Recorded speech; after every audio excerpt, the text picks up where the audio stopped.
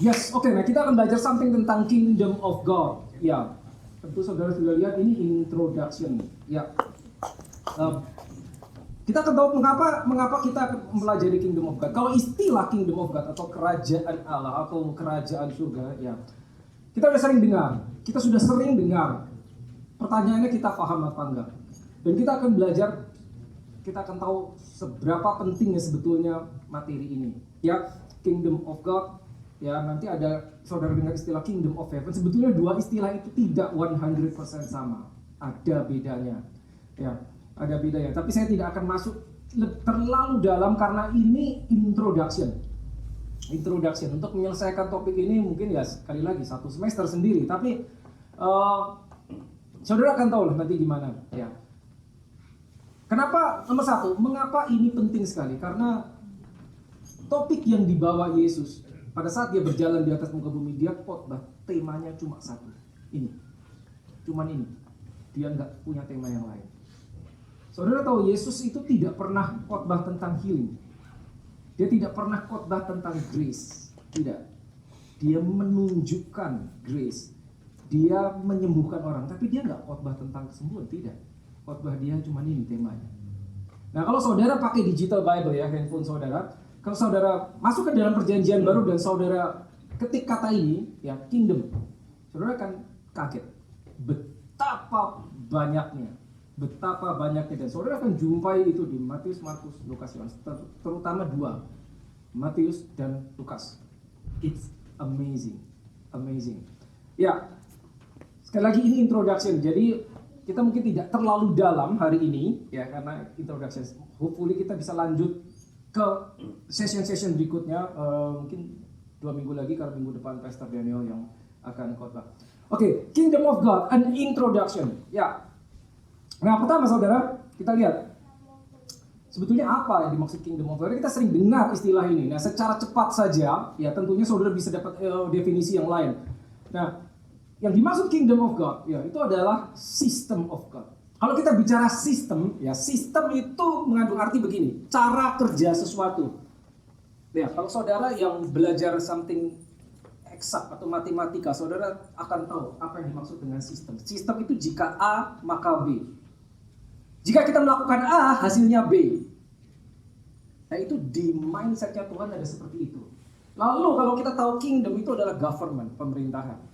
Hanya mungkin sekarang tidak banyak lagi negara yang berbentuk kerajaan. Indonesia bukan kerajaan. Ya, seperti kita tahu Indonesia adalah republik, menganut yang namanya demokrasi. Di kerajaan nggak ada demokrasi. Indonesia bukan kingdom, bukan republik. Kalau saudara yang lahir di Indonesia dan saudara ingat sejarah Indonesia pernah dijajah. Dijajah negara apa? Belanda pernah, dijajah Portugis pernah, dijajah Jepang pernah, dijajah Inggris pernah. 4 negara paling tidak. 4-4-nya yang menjajah Indonesia, 4-4-nya kerajaan. Gitu. Ya. Tapi mungkin kita tidak pernah hidup di dalam lingkup kerajaan seperti apa. Jadi mungkin kita nggak merasakan. Ya. Jadi itu bentuk pemerintahan. Pemerintahannya Allah Bapa sendiri itu bentuknya kerajaan. Ya. Lalu the nature of God, ya. Sifat-sifatnya Tuhan itu dinyatakan di dalam Kingdom of God. Lalu how things work in God's mind. Bagaimana segala sesuatu bekerja itu diatur ya di dalam sistem kerajaan surga dan mindset of God. Isi kepala, mindset, bagaimana Tuhan berpikir, bagaimana Tuhan bertindak, itu diatur di dalam hal ini kingdom. Now, pertanyaan pertama adalah ya itu dia. Mengapa Yesus mengajarkan kingdom? Tadi saya udah bilang ya, Yesus tuh khotbahnya temanya cuma satu, kingdom doang. Tidak ada yang lain. Karena Adam kehilangan itu. Nah, kita lihat Matius 4 ayat 17. Nah, Matius 4 ayat 17 ini penting sekali. Jadi gini saudara, kita tahu bahwa Yesus mulai ministry saat dia usia 30 tahun. Dia baru start usia 30 tahun, usia 33 setengah kurang lebih, dia stop. Jadi pendek saja, 3,5 tahun. Jadi pada saat dia memulai ministrinya, dia mulai berbicara di muka umum kan.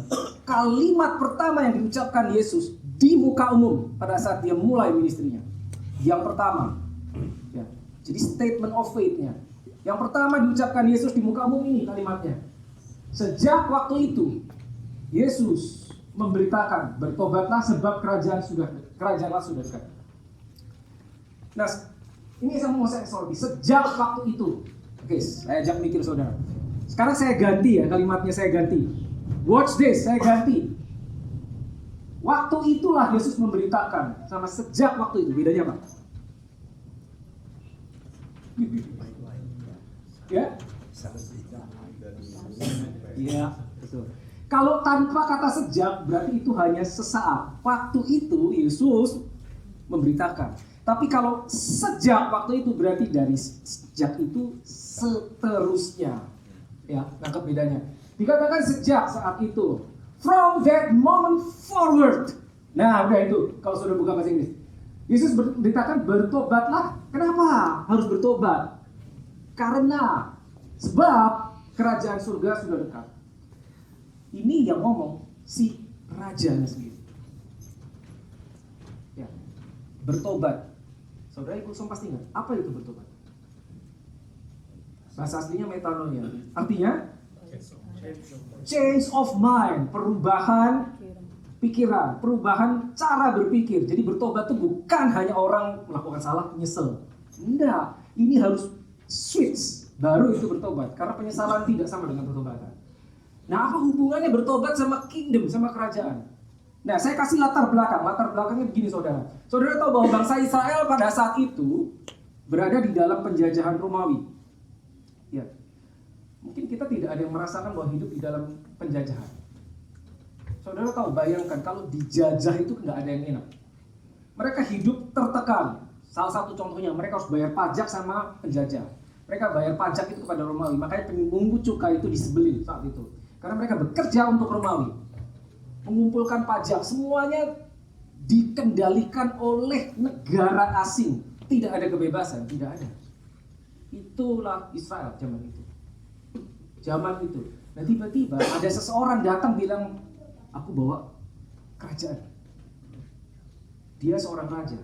Tapi kostumnya tukang kayu. Gimana orang mau percaya? Tiba-tiba seorang tukang kayu dari Nazaret datang.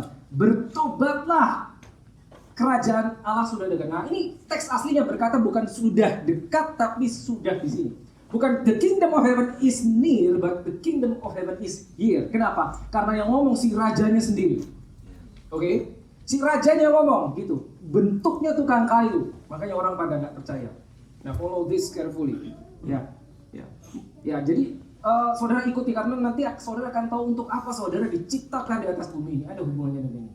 Ya, kenapa harus bertobat? Jadi istilahnya gini, bertobat itu perubahan mindset. Jadi Yesus datang tiba-tiba berkata, kalian harus berubah cara berpikirnya. Ini saya kasih cara yang baru. Jangan lagi pakai cara yang lama. Cara yang baru ini, mindsetnya seperti ini. Kalau kalian mau masuk ke kerajaan, kalau kalian mau tahu bagaimana cara Tuhan berperkara, cara Tuhan bergerak, cara Tuhan berpikir, pakai yang baru. Use this mindset. Leave the old one. Tinggalkan yang lama, pakai yang baru. Makanya ada kata bertobatlah sebab kerajaan surga sudah dekat. Jadi tanpa meninggalkan yang lama dan pakai yang baru, kita tidak bisa paham kerajaan surga. Oke? Ya, I have to be quick karena sekali lagi bahwa ini cukup banyak. Saya mungkin nggak selesai besok. Nah, ada satu ayat yang kita akan mungkin 2 bulan ke depan saya akan ulang-ulang ini. Saya akan ulang-ulang. Dan tapi ini saudara gampang ingat. Kejadian 1 ayat 26. The original plan. Mengapa Tuhan menciptakan saudara temukan di sini. Karena mengapa Tuhan menciptakan Adam, itu sama dengan mengapa Tuhan menciptakan saudara. Jadi begitu kita tahu dan kita dapat revelasi, kita akan menghidupi hidup kita berbeda. Kita akan bisa melihat selalu bahwa no, Tuhan ciptakan saya, Tuhan ciptakan saudara bukan cuman oke, saya selamat nanti masuk surga karena sudah pegang tiketnya. Saya hidup, saya terima berkat, pokoknya financial oke, family oke, karir oke, bisnis oke, that's it. No, jauh lebih besar dari itu. Itu cuma sebagian kecil. Ya, nangkap ya. Ini dia. Kejadian 1 ayat 26. Ya. Saudara akan hafal karena 2 bulan saya akan ulang-ulang ini terus. Ya, berfirmanlah Allah, baiklah kita menjadikan manusia menurut gambar dan rupa. Perhatikan 2 topik, gambar dan rupa. Bukan cuma gambar, tapi gambar dan rupa. Supaya mereka berkuasa Atas apa? Atas semuanya. Atas ikan, atas burung, ternak, seluruh bumi. Dan atas segala binatang tanah. 3 hal. Please remember this. Sesuai gambar, sesuai rupa, dan untuk apa? Berkuasa. Ada kata kuasa. Berarti kuasa ini saudara menjadi penguasa. Penguasa itu berarti you are the king. You are the ruler. Di situ ada kingship, di situ ada rulership diberikan buat manusia. Tapi kita tahu ceritanya. Ya, orang yang diberi kuasa jatuh. Adam kan jatuh. Ya. Tapi ini yang saudara mesti ingat. Ya. Nah, terus satu lagi. Nah, ini juga bahasa Inggris lebih bagus tapi oke. Ya. Perhatikan, supaya mereka berkuasa. Sekarang saya ajak mikir sekali lagi. Saya ganti kalimatnya dan saya akan tanya kepada saudara bedanya apa. Ya, lihat yang bahasa Inggris. Look. Then God said, let us make man in our image according to our likeness. Let them have dominion. Sekarang saya ganti. Perhatikan baik-baik. Then God said, let us make man in our image according to our likeness. Let us have dominion. Bedanya apa? Let them have sama let us have. Sama dengan Allah sama manusia. Ya. Bahasa Indonesia gini. Supaya mereka berkuasa. Kalau saya ganti, supaya kita berkuasa. Ini yang ngomong Allah sendiri. Kalau dia ngomong supaya kita berkuasa, berarti dia ikut. Betul. Kalau dia ngomong supaya mereka, berarti dia nggak ikutan. Nah, watch this. Berarti gini. Nah, saudara tahu bahwa God is a king. Dia adalah raja. Makanya kita tahu king of kings, raja segala raja. Mindset dia raja. Dia bikin ciptaan lalu diberi kuasa. Nih, aku kasih ke kamu. Tapi kalimatnya supaya mereka, berarti pada saat dia ngomong aku berikan kepadamu, dia nggak ikutan. Halo. Karena bukan let us have, tapi let them have. Itu menjelaskan mengapa pada saat manusia mau mengambil buah dari pohon yang keliru, tidak dihentikan sama Allah. Anggap ya? Karena let us have. Jadi pada saat dia bilang let them have dominion, biar mereka yang berkuasa itu dia membatasi dirinya. Jadi dia tidak bisa lagi ikut campur intervensi terus menerus. Karena sudah diberikan. Lain kalau kalimatnya let us have, berarti aku akan ikutan sama kamu. Nah kita tahu manusia dibentuk, dia ditaruh di bumi. Jadi ini bumi buat kamu, kuasailah. Aku tetap di surga. Nangkap ya? Ini konsep saudara harus tangkap. Makanya Bapa kami yang di surga. Heaven is a location. Jadi bukan Bapa kami yang di bumi, enggak gitu kan? Bapa kami di surga. Dan saudara tahu sepanjang Alkitab Bapa, the Father, God Himself, itu kan di sana terus tuh. Yang turun the Son. Oke? Ya. Jadi ini gini konsep. Nih kamu diciptakan, dikasih kuasa. Kuasailah ciptaan yang lain. Burung di udara, hewan yang berjalan di bumi, ikan di laut. Seperti itu. Jadi kau diberi dominion. Bukan cuma dominion itu kuasa. Tapi kau diberi domain. Domain itu teritori. Karena tidak ada raja berkuasa tanpa daerah kekuasaan. Daerahnya apa? Bumi. Oke. The problem. The problem is pada saat ini diucapkan, Allah mengucapkan ini, iblis tahu. Dan dia ingin sesuatu. Dia ingin apa? Yang diinginkan iblis apa? Ini yang diinginkan dominion, kuasa. Dia ingin, kita tahu dia ingin itu. Tapi dia juga tahu dia tidak bisa merebutnya dari manusia. Sehingga dia harus memperdaya manusia. Sehingga manusia menyerahkan kekuasaannya secara legal. I know this is not easy. Tapi kalau saudara bisa tangkap, this is amazing. Kenapa? This is master plan. Master plan. Kenapa Tuhan menciptakan manusia? Dan mengapa Yesus datang? Semuanya berhubungan dengan ini. Oke? Ya. Nextnya, ya. Jadi ini konsep yang pertama. Harus dipahami. Kejadian 1. Ya. Diberi dominion, diberi kuasa. Lalu apa itu dominion? Dominion adalah rulership. Tadi kita udah tahu. Kingship, otoritas, dan kuasa. Itu Adam punya. Berarti harusnya kita punya. Tapi hilang. Tahu kan? Hilang. Siapa penguasanya? Semua penguasanya manusia. Kenapa? Saya ulang sedikit. Karena God yang menciptakan dia tetap di atas, dia nggak turun. Bumi diberikan buat manusia. Ada di Alkitab. Oke, Mazmur 115:16. Langit itu langit, bahasa Inggrisnya heavens, plural, karena nggak cuma one heaven. Kepunyaan siapa? Tuhan. Dan bumi telah diberikannya kepada saudara. Bumi diberikan kepada saudara. Makanya dia nggak turun, dia tetap. Oke. Nah, follow me carefully. Lihat, kejatuhan manusia. Kejatuhan manusia bukan manusia jatuh dari surga, tidak. Kejatuhan manusia adalah kehilangan kuasa atas bumi dan isinya. Itu yang dialami Adam. Ya ingat ya, yang diincar si iblis itu ini. Karena dia mau kuasanya. Dan dia tidak merebut, dia memperdaya, diserahkan sama Adam. Karena diperdaya.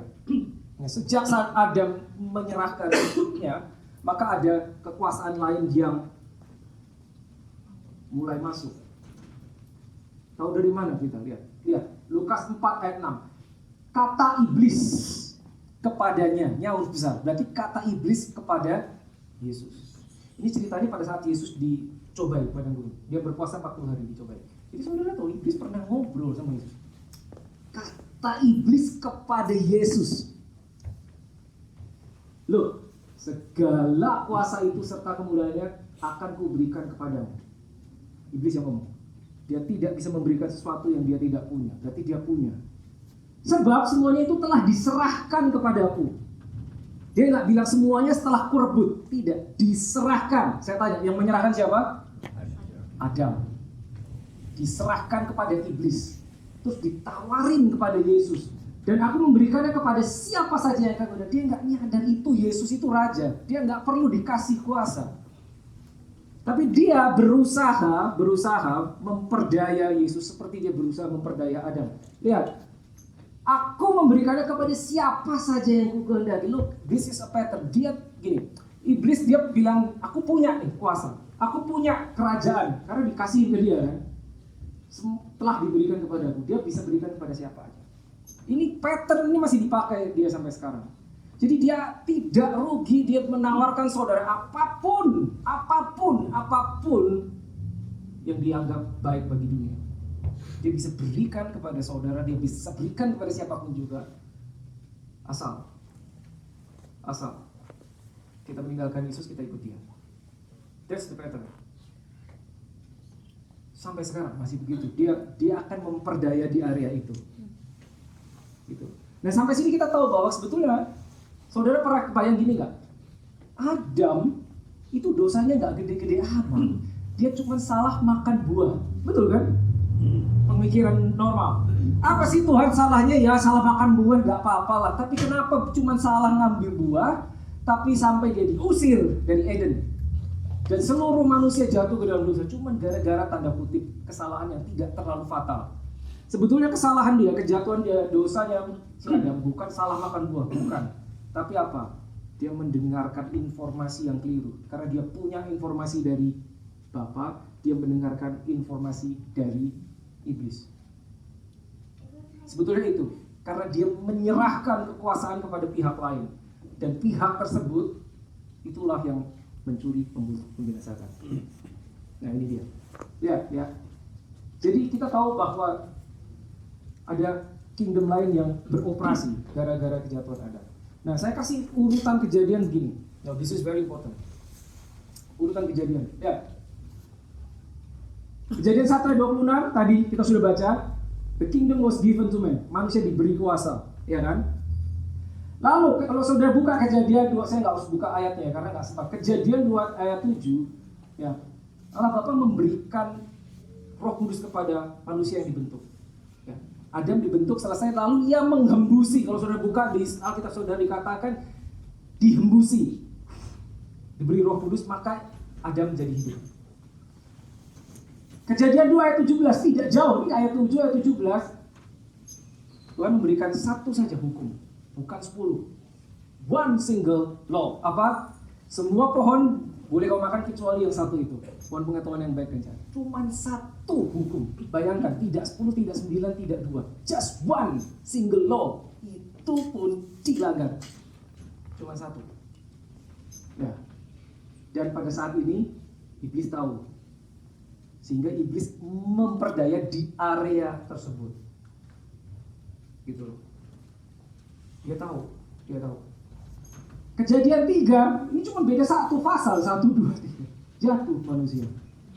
The fall of man, Adam jatuh dalam dosa. Lalu kejadian 3, 15, Allah Bapa membuat janji tentang redemption, penebusan. Apa itu janjinya?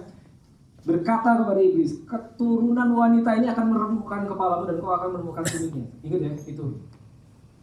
Berarti akan ada keturunan wanita suatu saat yang akan mengalahkan iblis. Siapa itu keturunan wanita? Yesus.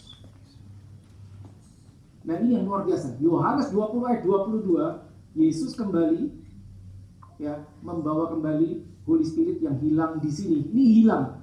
Mana tadi? Nah, kejadian 3 ayat 6, manusia jatuh ke dalam dosa, Roh Kudus hilang dari manusia, mundur dari manusia. Kenapa? Karena manusia jatuh ke dalam dosa, dia berarti tidak kudus. Roh Kudus hanya bisa diam di tempat kudus. Jadi begitu manusia jatuh ke dalam dosa, dia tidak kudus, Roh Kudus mundur. Jadi Yesus harus balikin lagi Holy Spirit. Manusia hidup tanpa Holy Spirit 4.000 tahun. Ini jedanya kejadian 3 ayat 6 sampai Yohanes 20 ayat 22. Jeda waktu 2000 tahun. 2000 tahun. Kalau saudara buka kejadian Yohanes 20 ayat 22, hari pertama Yesus bangkit, dia mendatangi murid-muridnya dan dia mengulang ini. Kejadian 2 ayat 7. Datang dan menghembusi mereka. Terimalah Roh Kudus. Terimalah Roh Kudus. Ini diulang lagi sama Yesus. Ya. Di sini Adam diberi Roh Kudus, di sini Adam yang lain datang mengembalikan.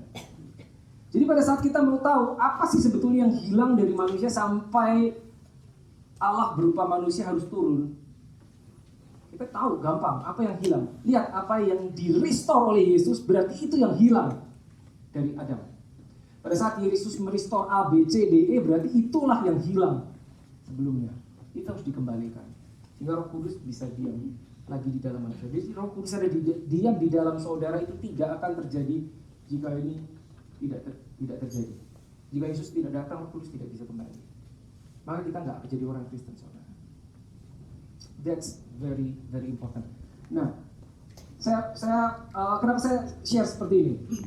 Tentunya saya nggak bisa lebih dalam, ini bisa masuk lebih dalam ya, tapi nanti di Zoom. Ya, kalau saudara mau tahu lebih dalam, harus masuk School of Ministry. Ya, apa misinya Yesus di bumi? Nah sekarang saudara akan tahu betapa pentingnya kerajaan karena ini. Yesus datang untuk memperkenalkan kembali, merestore kingdom yang hilang. Ini dia. Lukas 4 ayat 43, kita baca di sini. Tetapi ia berkata kepada mereka, pada murid-muridnya, juga di kota lain aku harus memberitakan Injil kerajaan, sebab kasih tahu sebabnya. Untuk itulah aku diutus. Untuk itulah aku. Tapi di sini ada yang lain. Injil kerajaan, the gospel of the kingdom. The gospel of the kingdom. Mostly kita cuma tahu, orang Kristen banyak cuma tahu the gospel of salvation. Kita selamat, menerima kabar baik. The gospel is good news.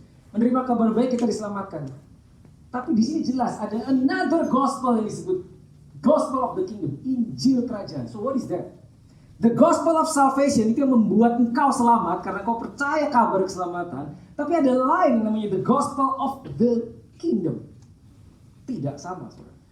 The problem is banyak orang karena tidak tahu the gospel of the kingdom, pada saat dia selamat menerima kabar keselamatan, the gospel of salvation, grace of God, terima, habis itu stop sampai situ.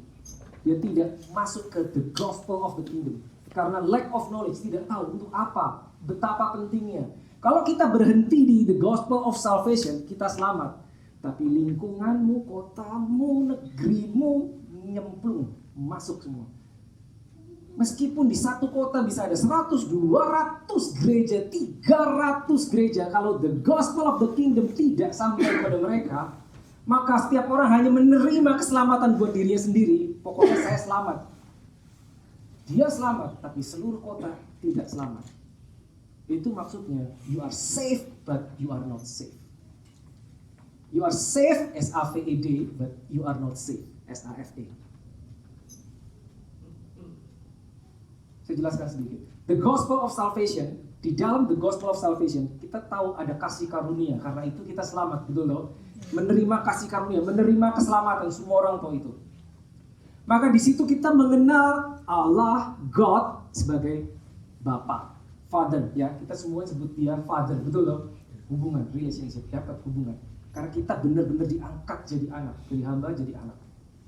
Oke, itu the gospel of salvation. Kita bisa panggil dia Bapa. Tapi belum selesai. That is the first step. Dan the gospel of the kingdom itu adalah responsmu. Begitu kita, gitu engkau dan aku saudara sudah jadi anak, ya, harus masuk ke another step. The gospel of the kingdom.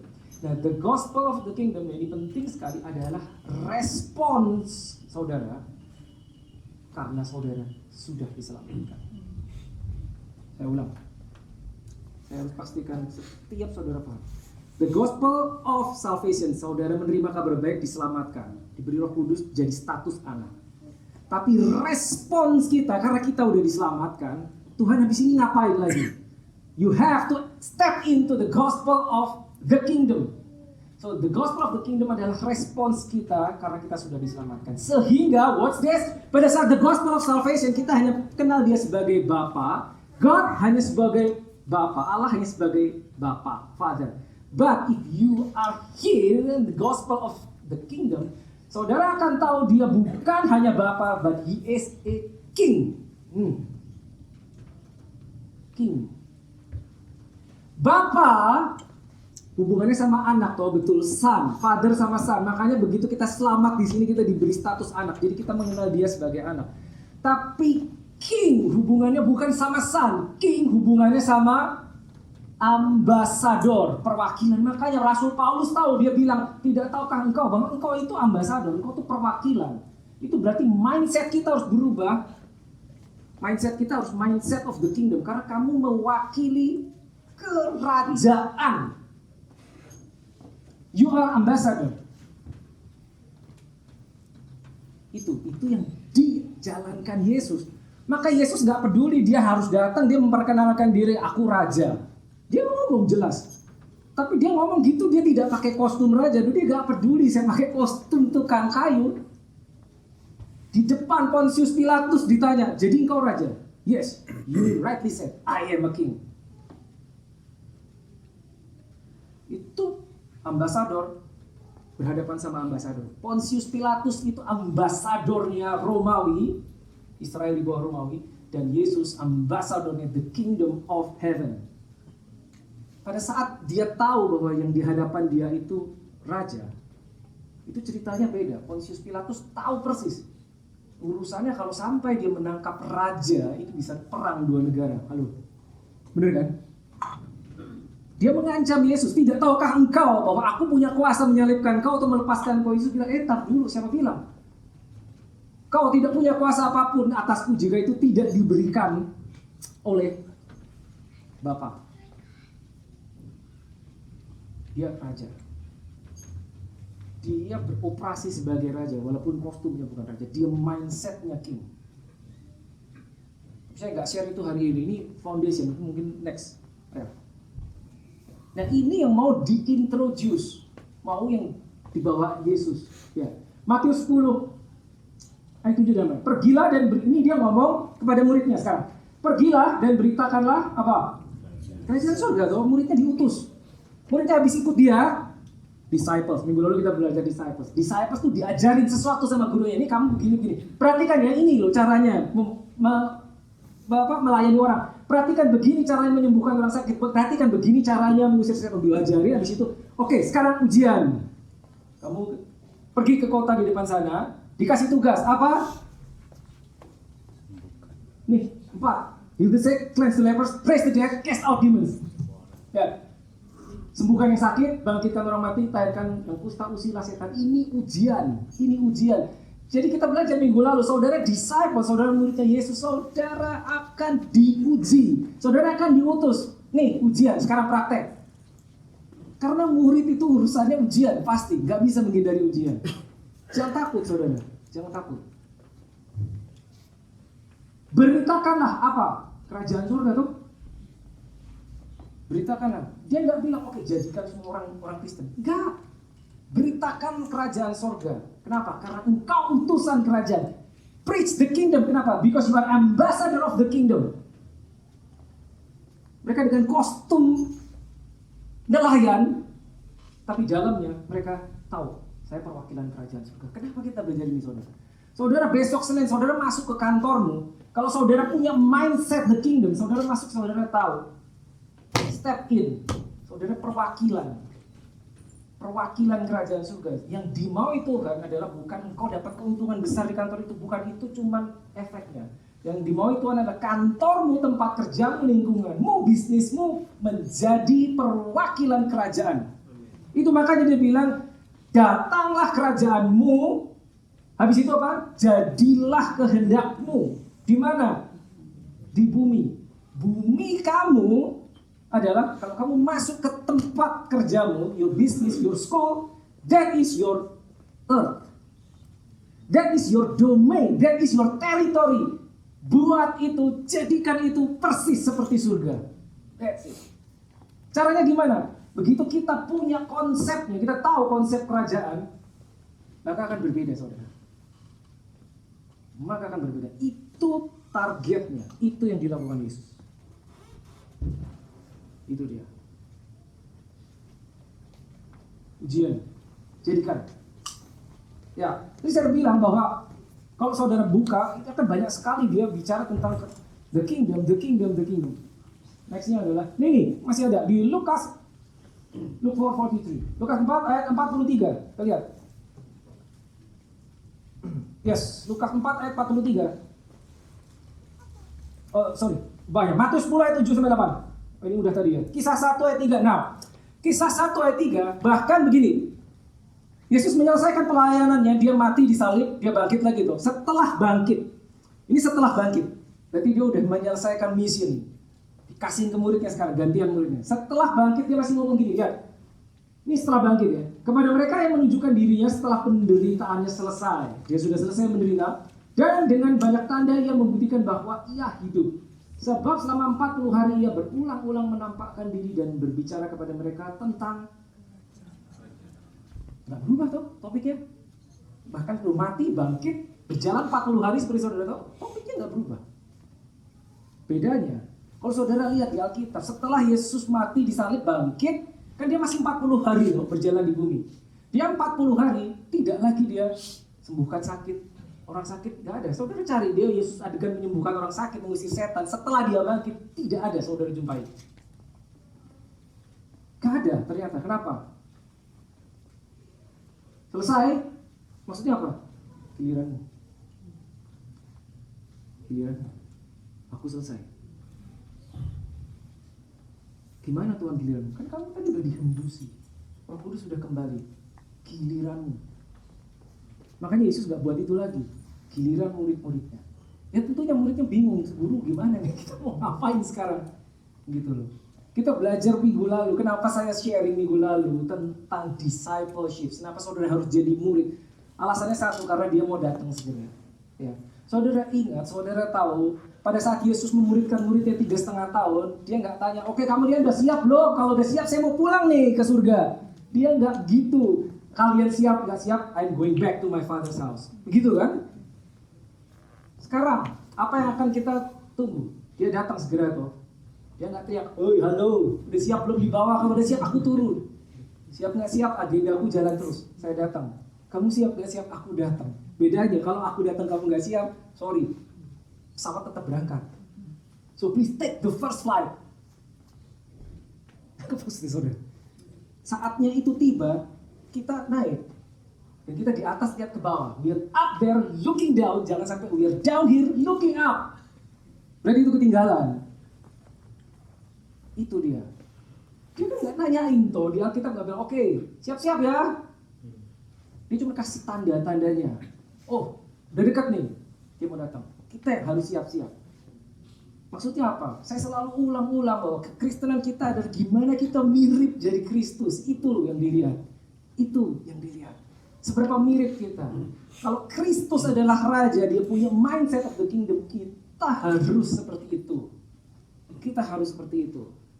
Ya sekali lagi, gak semua orang paham ini saudara. Karena sayangnya banyak orang yang menerima the gospel of salvation, stop sampai di situ. Because everything is good. Terima kasih Tuhan kau berkati aku. Saya menerima kasih karuniamu. Stop sampai situ. Kiri kanan, satu kota bermasalah. Saya sudah punya tiket Tuhan. Kotamu dalam masalah. Saya sudah punya tiket. Saya berangkat nih. Saudara udah punya tiket tuh saudara berangkat kalau saudara punya tiket kan, bener kan? Tapi bagaimana orang satu kota yang nggak punya tiket? Bagaimana orang yang satu kota punya tiket tapi ke jurusan yang berbeda, bukan ke sana, jurusannya ke tempat lain? Apa kita diam aja? Get yourself disciple, jadikanlah dirimu murid, diperlengkapi sehingga suatu saat engkau diutus. Tuhan Yesus tahu dia tidak akan mengutus murid-muridnya sebelum diperlengkapi. Maka diajarin gini caranya, ikut lihat aku, perhatikan bagaimana cara berdoa, perhatikan bagaimana menyembuhkan orang sakit, melayani. Habis itu, now it's your turn, giliranmu. Gitu. Itu pattern saudara, itu pattern, kita harus paham itu, ya. Itu pattern.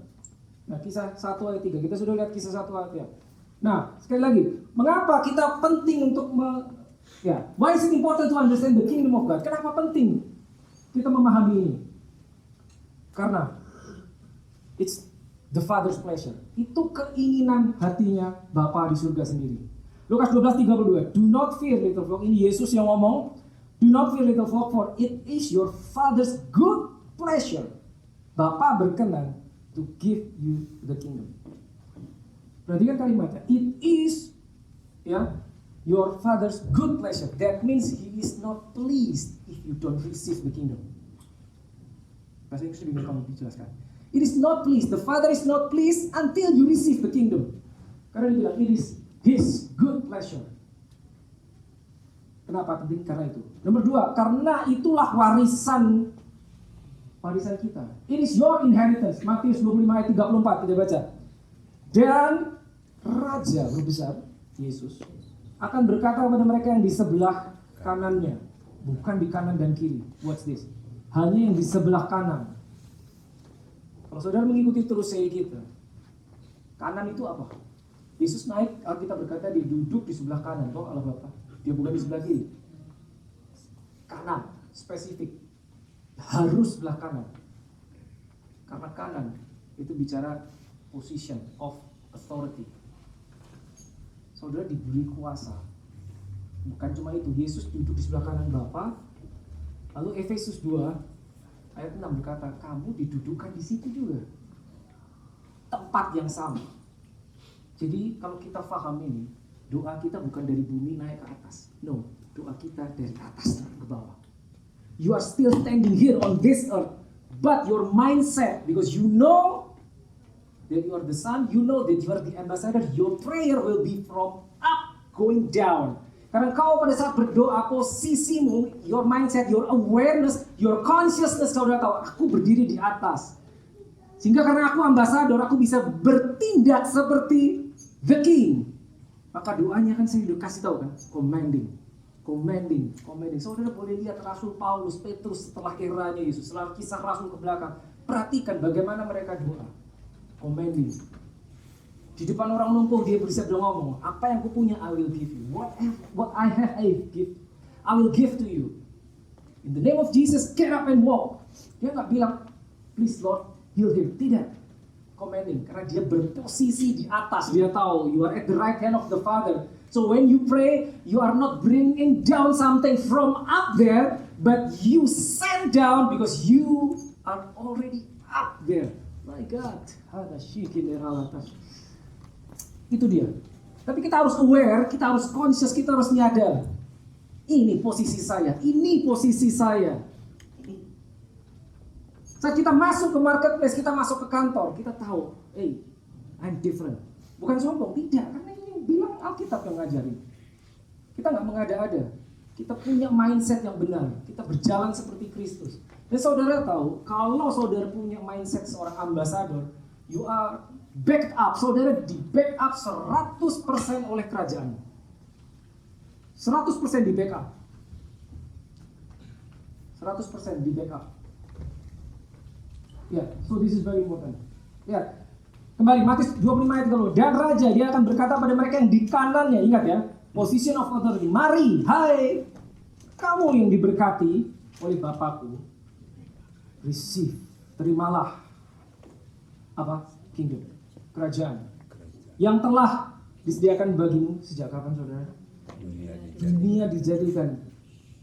Tahu dari mana? Karena kita tahu tadi Kejadian 1 ayat 26, pada saat dunia dijadikan, diciptakan, original plan-nya itu diberi kerajaan. Makanya Yesus ngomong sama muridnya, ya, kerajaan yang telah disediakan bagimu sejak dunia dijadikan. Mereka mungkin nggak paham juga. Sudah disediakan.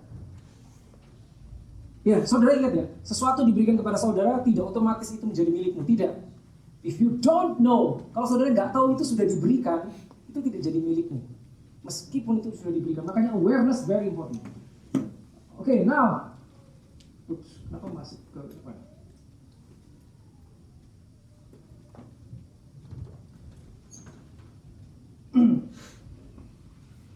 Ya. Jadi seperti itu, saudara ya. Saya cek, oke. Waktu saya habis. Begini. This is not an easy stuff. This is not an easy stuff. Ya. Kita hidup di dunia, itu bukan cuma kita berurusan dengan apa yang kita lihat, saudara. Jangan lupa, ada hal-hal yang tidak terlihat, bukan berarti mereka nggak ada. Mereka ada, cuman nggak kelihatan. Ya. Cuman mereka nggak kelihatan, gitu. Ada kuasa-kuasa lain yang akan menghalangi kita melakukan sesuatu. Ada kuasa yang menarik kita ke bawah.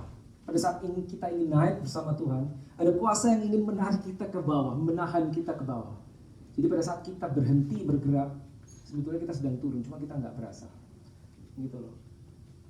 Growing with Christ Jesus. Salah satu cirinya seseorang bertumbuh di dalam Kristus itu tadinya nggak tahu jadi tahu. Itu bertumbuh. Tadinya nggak bisa jadi bisa, itu bertumbuh. Ya.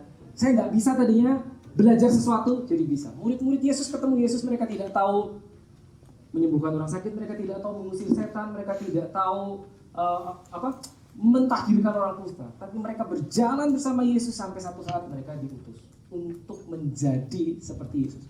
Ingat, minggu lalu kita belajar tentang disciples. Kita harus menjadi disciples, kita harus menjadi disciples. Ya, kekristenan kita itu menjadi seperti Kristus.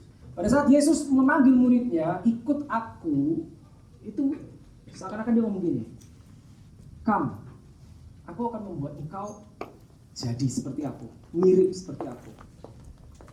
Jadi target kita adalah kita mirip sama dia. Apakah ini gampang, saudara? Tidak, saudara. Karena kita banyak terdistorsi oleh hal-hal dunia, Senin, Selasa, Rabu, Kamis sampai Jumat, mungkin sampai Sabtu. Sehingga apa yang diberikan Tuhan, yang disediakan, ya, consciousness itu, awareness kita itu shifted. Kita tidak lagi aware bahwa saya ini ciptaan baru, saya ini ambassador, saya ini diberi kuasa dan otoritas. Nanti saudara kalau belajar tentang kuasa dan otoritas, it's mind blowing. Nanti kita akan sampai situ, karena itu ada kaitannya dengan kingdom, kingship, kuasa, otoritas. Kenapa kok saudara bisa mengusir setan? Ya, aku udah tahu. Ngomong-ngomong, ada yang sudah pernah mengusir setan? Belum? Belum ada? Belum coba. Oke, baik. Oke. Silakan coba. Silakan coba. Ya. Nanti kita bertanya, apa bisa? Bisa. Awareness. Ingat, you pray, ya, posisimu bukan dari bawah naikkan sampai ke atas, tapi di atas melepaskan sesuatu bawah. Now this is another level. Worshiping dulu kembali.